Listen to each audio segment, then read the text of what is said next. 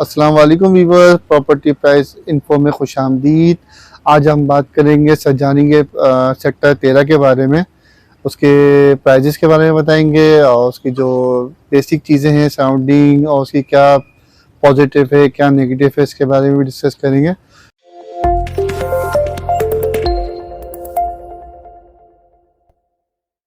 तो आए सलमान भाई के चलते हैं। सलमान भाई, सेक्टर 13 के अंदर कितने सब सेक्टर्स हैं? इसके अंदर जो सरजानी का सेक्टर 13 है, इसके अंदर टोटल 7 सब सेक्टर आते हैं इसके। अच्छा।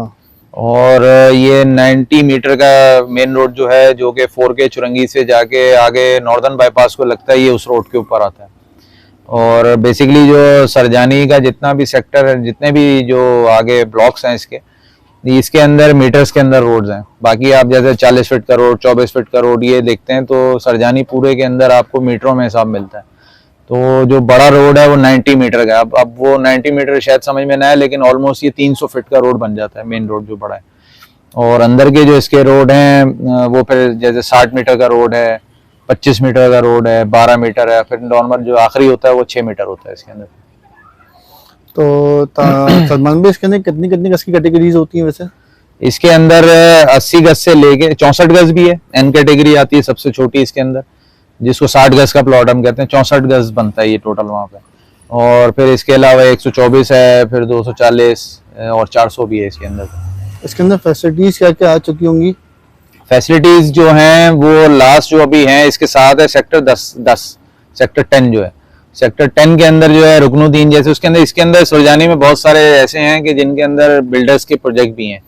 जैसे 13 है, 13 के साथ आपके 10 लगता है, और इसके सामने जो है वो सेक्टर 12 लगता है। तो सेक्टर 12 भी जो है वो भी बिल्डर के पास है, बिल्डर प्रोजेक्ट्स हैं उसके अंदर, यानी उन्होंने अपनी हाउसिंग स्कीम्स की हुई है।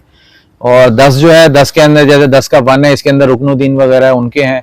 फिर इसके बिल्कुल जो 7 लगता है वो 10 का 5 और 6 लगता है, वो भी उसके अंदर भी आपको तैयार मकान भी जो रुकनुद्दीन वगैरह के वो मिल जाते हैं। 96 गज के भी उसमें तैयार मकान है और 64 गज के भी हैं। 13 जो है, 13 से डेवलपमेंट, अब 13 जो है, 10 का 6 जो है ये लास्ट है डेवलपमेंट के हिसाब से। 13 से जो है फिर आगे ऑनवर्ड जो है वो डेवलपमेंट नहीं है इसके अंदर, अभी ये ओपन लैंड है। तो अभी फैसिलिटीज कुछ भी नहीं है सर? नहीं, इसके अंदर अभी कोई फैसिलिटीज नहीं है। तो रिहाइश है इसके अंदर या नहीं है अभी? नहीं, 10 का 6 जो इसके साथ मैंने बताया ना आपको, वहां जो उसका 60 मीटर का रोड है, वहां पे आबादी एंड होती है आगे। और इसके बाद जो है 13, 14, 15, 16 जो है आखिर के जो है, जो नॉर्दर्न की तरफ जा रहे हैं, इसके अंदर अभी आबादी नहीं है बिल्कुल। तो सलमान भाई, इसके अंदर रेट्स क्या होंगे इस वक्त अगर दिखा जाए तो? फिर अब जिस तरह मैंने आपको बताया 64 गज का हिसाब आ जाता है, क्योंकि जैसे हम 63 टाउन वगैरह देखते हैं वहाँ 80 गज का साइज होता है सबसे छोटा। इसके अंदर जो सबसे छोटा है वो 64 गज है। तो 64 गज की जो फाइल है वो आपको तकरीबन 5 साढ़े 5 लाख रुपए से स्टार्ट हो जाती है मिलना वहाँ पे।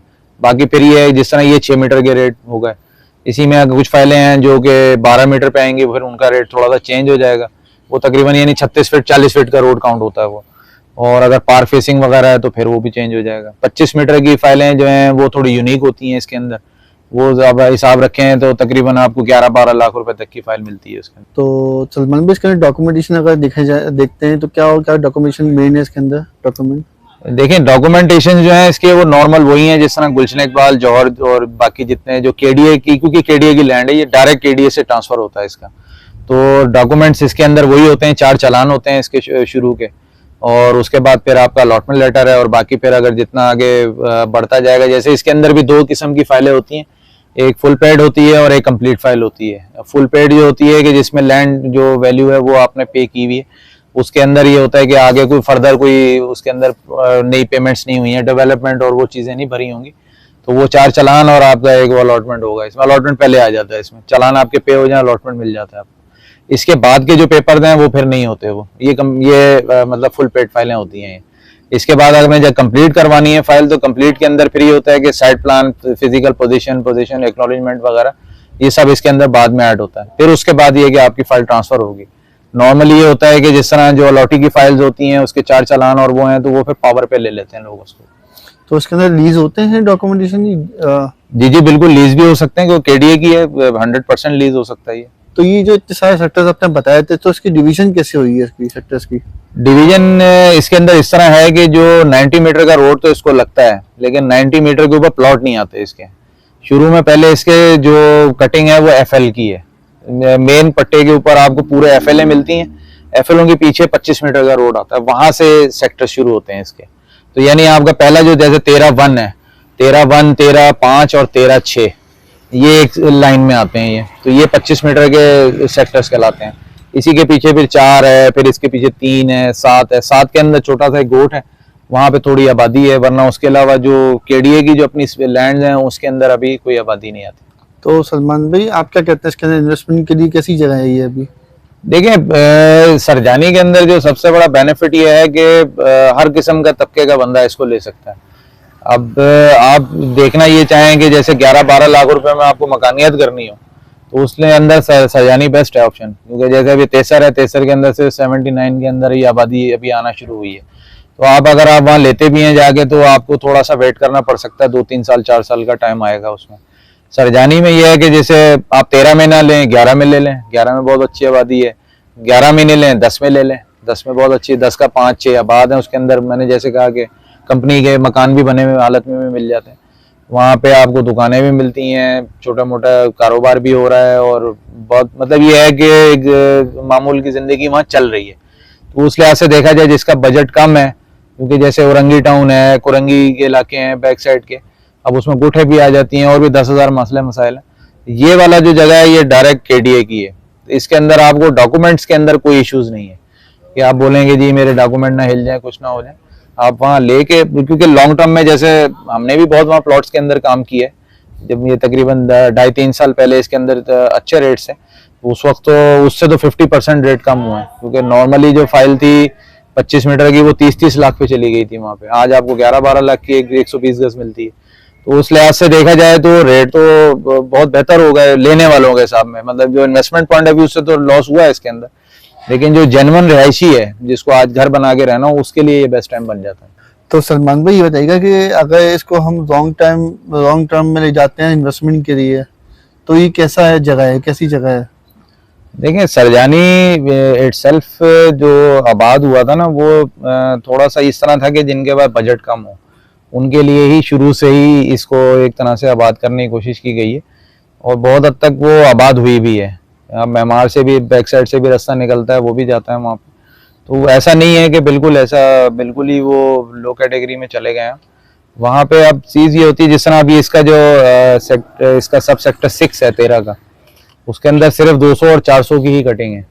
तो आप देखा जाए तो बहुत यूनिक किस्म का वो एक छोटा सा सेक्टर बन जाता है। तो जाहिर सी बात है लोगों ने उसके अंदर भी इन्वेस्टमेंट की है, जाके 400 गज के अंदर भी लोगों ने लिए हैं प्लॉट वहाँ पे।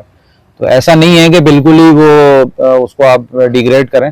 जगह बहुत अच्छी है, हर जगह की एक अपनी एक इन्वॉल्वमेंट होती है चीज़ों के हिसाब में।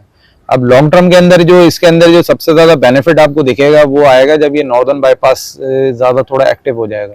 क्योंकि जो लास्ट टाइम जो बाइंग हुई थी सरजानी के अंदर, जो लास्ट के बिल्कुल सेक्टर हैं इसके 16-17 के अंदर, 15 और 16 जो है ज़्यादातर उसमें हुई थी, क्योंकि वो नॉर्दर्न के ऊपर आ गए थे। अब नॉर्दर्न की वजह से वहाँ का जो कमर्शियल है उसका रेट भी बहुत अच्छा हुआ है।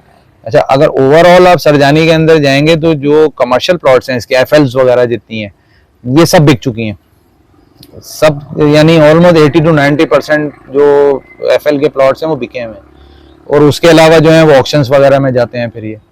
तो उस हिसाब से देखा जाए तो वहाँ जो बिल्डर का प्रोजेक्ट अभी लॉन्च हो रहे हैं वो बहुत ज़्यादा क्वांटिटी में हो रहे हैं। वहाँ पे आबादी इतनी तेज़ी में नहीं आ रही जितनी तेज़ी में फ्लैट्स वगैरह के ऊपर वहाँ पे रुझान ज़्यादा है।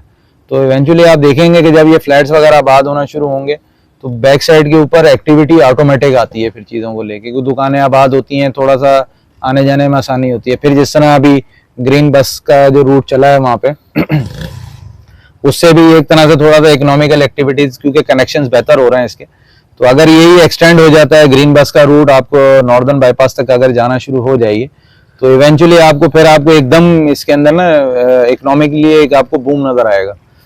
थोड़ा सा वक्त लग सकता है क्योंकि जाहिर सी बात है हर चीज़ की प्लानिंग के अंदर एक होता है। तो इवेंट 5-6 साल के अंदर आपको इसके अंदर इम्प्रूवमेंट ज़्यादा नजर आएगी। तो नाज़रीन ये थी हमारी थोड़ी सी कोशिश, जो कि हमने सरजानी सेक्टर 13 के बारे में काफ़ी कुछ बताया है। अगर आपको कोई सवाल हो तो कमेंट कर सकते हैं, या व्हाट्सअप भी कर सकते हैं, या कॉल भी कर सकते हैं। अगर कमेंट करेंगे तो उस पर हम आपको जल्दी जवाब दे देंगे। अच्छा लगेगा कि आपने कमेंट किया है, दूसरे भी लोग को पढ़ने में आसानी हो जाती है कमेंट में, फिर बंदे ने ये सवाल किया, सेम सवाल होते हैं इसलिए। तो अगर वीडियो अच्छी लगी है तो लाइक ज़रूर करें। हमारी कोशिश होती है कि आप लोग लाइक करेंगे वीडियोस को तो हमें पता चलता है कि आप लोगों को वीडियो पसंद आ रही है। तो इसलिए अगर वीडियो अच्छी लगी तो लाइक ज़रूर करिएगा और हमारे चैनल को सब्सक्राइब भी करिएगा।